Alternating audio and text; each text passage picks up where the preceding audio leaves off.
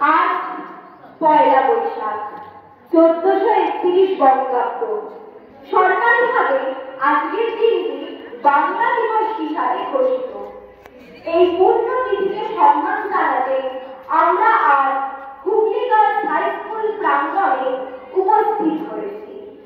কবিগুরুর রচিত সঙ্গীত বাংলার মাটি বাংলার জল রাজ্য সঙ্গীত হিসাবে পরিচিত। এই সঙ্গীতটি দিয়েই আজ অনুষ্ঠানের সূচনা করছি। রাজ্য সঙ্গীত শুরুর সঙ্গে সঙ্গে উপস্থিত সকলকে উঠে দাঁড়াতে অনুরোধ জানাচ্ছি। বাংলার মাটি বাংলার জল